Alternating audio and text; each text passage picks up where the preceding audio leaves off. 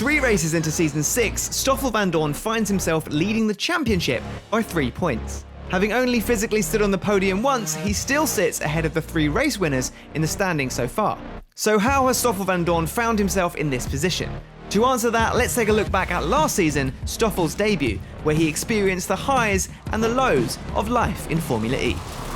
After a difficult Formula 1 campaign, Vandoorne signed for brand new Formula E team HWA Racelab for the 2018-19 season.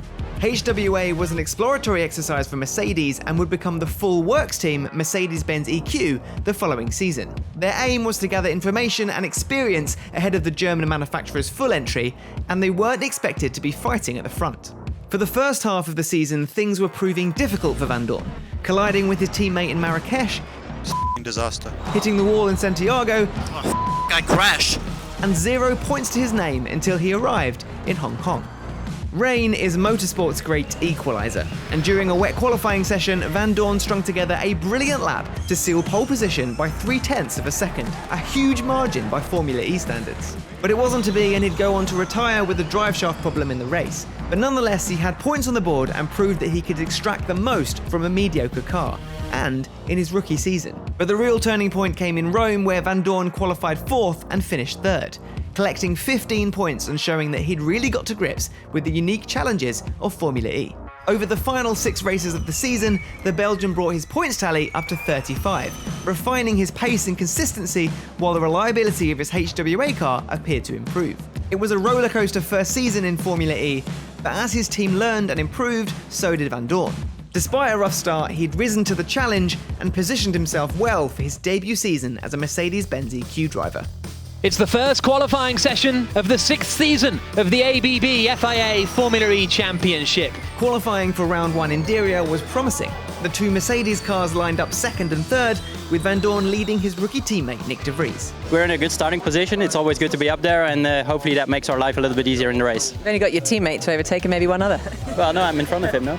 Oh yes, that's true. Sam Bird was the man to watch in the race as he carved through the field in his Envision Virgin racing car. Vandoorne fought hard, defending from Bird behind while simultaneously taking the lead from Alexander Sims in one spectacular manoeuvre. But Bird wouldn't stay behind for long and soon shot past into the lead. Vandoorne later took attack mode right before a safety car period, losing 2nd place to Andre Lotterer with no chance to win it back.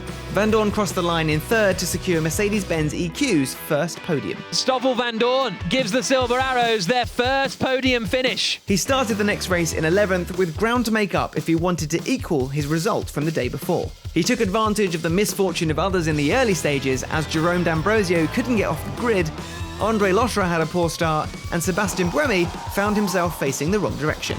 Vandoorne built a gap to the cars behind to ensure he didn't lose a position when he activated attack mode, and then passed Gunther and Mortara when they went offline to activate themselves. Mitch Evans and Sam Bird then collided, gifting Vandoorne 2 more positions. Antonio Felix da Costa was penalised for his accident with Buemi, dropping him down the order too. Max Gunther did squeeze past Vandoorne to take 3rd place, but was later demoted for overtaking behind the safety car. So while Stoffel didn't get to stand on the podium twice in a row, he did pick up the 15 points, putting him in a comfortable 2nd in the championship. This race really demonstrated how staying on the road, not making mistakes, and keeping your nose clean can make a massive difference at the checkered flag. While many of his championship rivals suffered setbacks, Vandoorne stayed out of trouble and reaped the rewards. It was a similar story in Santiago.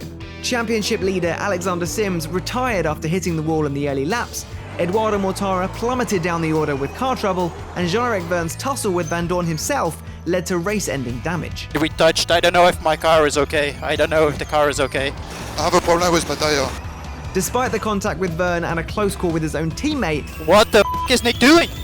He just crashed into me. Stoffel was able to pick up the pieces and finish 6th from his 9th place grid spot. No driver who finished ahead of him had scored more than 8 points in the previous races, so with Sims out of the points and Bird down to 10th, Vandoorne jumped into the championship lead. We're only 3 races in, but so far Stoffel Vandoorne is proving that consistency is paramount in the topsy-turvy world of Formula E. Even when you qualify poorly, just bringing the car home safely in a points-paying position can make all the difference at the end of the season.